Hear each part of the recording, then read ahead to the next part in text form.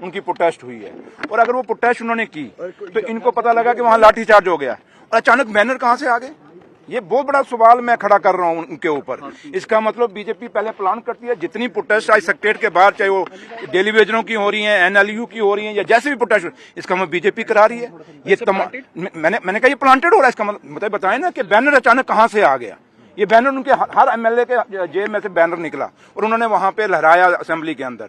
एक बात, और जब भी पुलिस कोई लाठीचार्ज करता है तो बीजेपी के लोग वहां पे अंदर असेंबली में प्रोटेस्ट करते हैं, बाहर भी प्रोटेस्ट करते हैं कि पुलिस ने गलत किया, पुलिस ने क्यों लाठीचार्ज किया।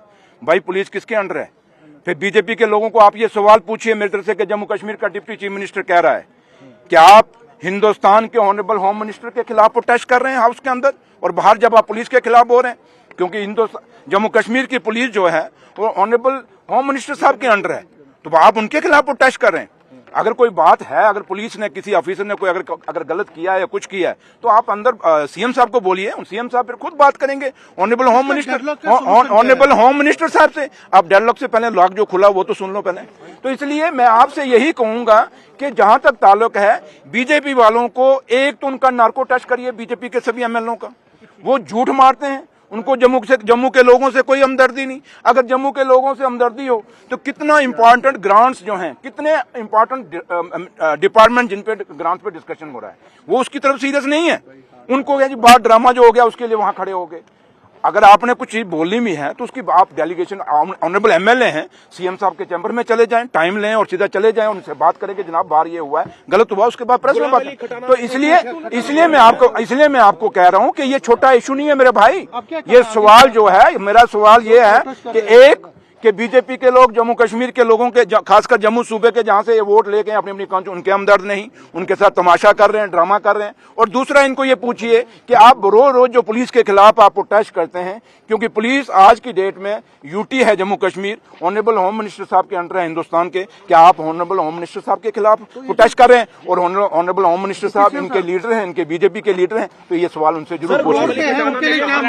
दिल्ली के टुकड़ों पे पलते हैं और आगे क्या रहेगा? जो प्रोटेस्ट कर रहे हैं सड़क पे, कौन कर रहे हैं? जो सड़क पे एनएलयू के लिए प्रोटेस्ट कर रहे हैं, जो अगर बीजेपी के लोग कर रहे हैं तो उनकी सोल्यूशन हमारे पास नहीं है। जिस दिन मेरे भाई हम लोग जमीन से जीत के, नेशनल कॉन्फ्रेंस के लोग जमीन से जीत के आए हुए हैं, हम जानते हैं कि प्रोटेस्टर बार कौन सा सही मैंने में डिमांड कर रहा है और कौन सा किसी पार्टी के कहने पे कर रहा है। हम पहचानते हैं, मैं भी जम्मू शहर से रहने वाला हूं, हम भी चेहरों को जानते हैं और चेहरों को आप भी जानते हैं। हमारे मुंह में सवाल डालने से बजाय आप उन लोगों को पूछे कि आप पॉलिटिकल एजेंडे लेके क्यों चल रहे हैं। जहां तक नेशनल लॉ यूनिवर्सिटी का ताल्लुक है, या डेली वेजरों का ताल्लुक है, या जम्मू कश्मीर के मुद्दों का ताल्लुक है, या बेरोजगार बच्चों के रोजगार का मसला है, ये ऐसे तमाशे करके नहीं होते। इससे पहले भी जम्मू कश्मीर, आज कोई जम्मू कश्मीर स्टेट नहीं है, आज कोई नई सरकार बन के नहीं आई, इससे पहले भी सरकारें रही हैं। शेख साहब से लेकर कितनी सरकारें बीच में रही, आज फिर जो 75 साल 77 साल के बाद जो सरकार है, ये चुनी हुई सरकार है। हमें पता है, हम लोगों से चुन के आए, हमें पता है कौन सा मसला जायज है, कौन सा नाजायज है, और हम अपनी जिम्मेवारी समझते हैं। हमें यहाँ कोई हिंदुस्तान पाकिस्तान की लड़ाई चढ़ी है जो बातचीत करनी है। अगर किसी ने बातचीत करनी है तो आप हमसे बात करें ना। अगर कोई किसी का ग्रीवेंसेस है, ऑनरेबल सीएम साहब से टाइम लें। ये कौन सा तरीका? रोज आप उठ के आ जाते हैं बीजेपी के कहने पे यहाँ सेक्रेटरीट के बाहर। ये बीजेपी के स्पॉन्सर्ड प्रोटेस्टर जो हैं, उनकी हम कतई नहीं मानेंगे। अगर वो गलत करेंगे तो पुलिस उनके साथ उसी तरीके से निपटेगी, ये साफ हमारा कहना है। मेरी बात सुनो, हम दिल्ली के टुकड़ों पे ही पल रहे हैं।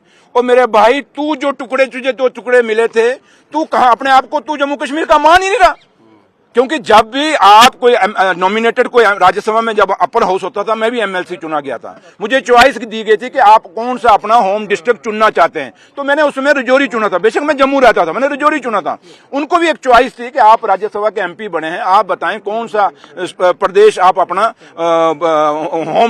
होम स्टेट चॉइस करते हैं। तो उन्होंने यूपी चुना। आज जितना पैसा रहा, यहीं से मैंने कहा ना, ये बीजेपी की दोगली नीति है।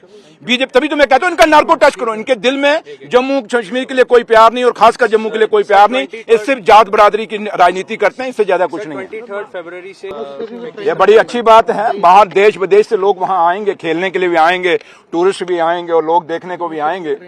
ऐसे लोग बार बार खाली कश्मीर, जम्मू में भी टूर्नामेंट होते रहे, जम्मू कश्मीर में भी होते रहे। इसी से जम्मू कश्मीर का जो हमारा बच्चा है स्पोर्ट्स में आगे निकलेगा, उसमें उसमें से कई बच्चे आज जो हैं, इन जो लोग देश विदेश से लोग आएंगे खेलने, उनको अपना आइकन मानेंगे, अपना एम्बेसडर मानेंगे, और उनको देख के लोग आगे बच्चे बढ़ते हैं। जैसे इस हिंदुस्तान में एक रवायत है, कोई तेंदुलकर साहब को लेकर आगे बढ़ा, कोई कपिल देव को आगे लेके बढ़ा, कोई दूसरे प्लेयर को हिंदुस्तान के जो बड़े बड़े धोनी को आगे लेके, कोई कोहली की स्टाइल पे बैटिंग करता है। अब यह है कि समीर साहब टिड कड्या बाहर, खेला जाता नहीं तो करें क्या। Thank you.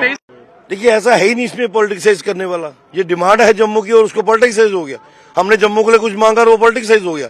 वो जो बात भी बीजेपी रखती है उसको ये उस एंगल से देखते हैं। ये हम पब्लिक डोमेन में है, हमें लोगों ने चुन के भेजा है। 26.5 लाख वोट हमें जम्मू ने दिया है, 29 सीटें जम्मू ने हमें दी है, तो हम इश्यू भी ना रखें। चाहे वो लैंड एनक्रोचमेंट का हो, लैंड ग्रैबिंग का हो, या फिर एनएलयू जम्मू का हो, जब हम बात करें तो वो पॉलिटिक्साइज हो जाता है। मैंने कहा ना, इनके पास सिर्फ एक ही नीयत में खोट है, क्योंकि जम्मू ने दिया नहीं वोट, इनकी नीयत में खोट। चलिए, उसमें बीजेपी रिस्पॉन्सिबल है कि नहीं है ये तो हम पता करवा लेंगे, लेकिन अगर एट्रोसिटीज हुई है तो उस पर कार्रवाई होगी, एज पर लॉ होगी। जिन लोगों ने की, किसके कहने पे की, वो अफसर भी बताएंगे कि किसके कहने पे हमने लाठीचार्ज किया है। ये चीजें खुलेंगी सारी, ये छुपेंगी नहीं। अब जिन्होंने कहा है तो मुझको लगता है कि वही बता सकते हैं कि नार्को टेस्ट कब होता है। क्या चाहते हो आप? एनएलयू का जो मिशन है उसमें क्या चाहते हो? कोई मिशन नहीं है भैया। एनएलयू एक जम्मू में स्थापित हो, एक कश्मीर में हो, बस। जम्मू कश्मीर 2 खित्ते हैं, दोनों खित्तों को बराबर बैलेंस रहना चाहिए। देखो, इनको हमेशा जब इनके पास कोई मुद्दा नहीं होता है तो इनके पास ये पंगे जेब में होते हैं, कोई ना कोई पंगा करते रहते हैं, क्योंकि इनके पास कोई मुद्दा नहीं है। जब ये बेचारे थक के बैठ गए तो कोई मुद्दा नहीं था तो उठाया, क्योंकि इनके जेब में ये होता है हमारा हर एक जो पंगे हैं वो कभी इस पर कभी उस पर, ये तो ऐसे ही करते रहते हैं। इनका कोई है ही नहीं, मुद्दा ही नहीं इनका कोई है ही नहीं, इनका कोई स्टैंड ही नहीं है। ये बस ऐसे ही बना देते हैं कोई ना कोई। पुलिस ने हरास किया, पुलिस ने मारा उनको। किसको मारा? पुलिस किनके हाथ में है? एलजी साहब के, होम मिनिस्टर के हाथ में है कि नहीं? हमारे हाथ में। पुलिस तो इनके पास है, हमारे हाथ में नहीं। अगर हमारे साथ होता तो वो हम नहीं करते ऐसा, तो हम जवाबदेह होते। ये होम मिनिस्टर के तहत आता है, एलजी के हाथ में आता है, हमारे हाथ में तो नहीं आता। अगर जम्मू के भी मानते हैं तो क्या करेंगे? नहीं, देखो ना, जब IIM IIT यहाँ पे हुआ तो कोई बात नहीं उन्होंने की। आज ये इस पर क्यों कर रहे हैं? कोई ना कोई पंगा इनको, चाहे मेडिकल कॉलेज का मसला हो, कोई और मसला हो, सिर्फ डिस्क्रिमिनेशन, बस यही इनके पास कोई मुद्दा है, और कुछ है ही नहीं इनके पास। ये सिर्फ रोज यही पंगा करते हैं। देखो, अगर मतलब NLU वहाँ पे कश्मीर में कहीं पे, ये हम नहीं कहते, मगर हम चाहते हैं अनंतनाग के 7 MLA ये कहते हैं कि ये अनंतनाग में होना चाहिए। अब इनका भी अपना स्टैंड है, इनको तब कहना चाहिए जब IIM और IIT की बात हुई थी, तब इनको कहना चाहिए था एक कश्मीर को दे दो, एक जम्मू को दे दो।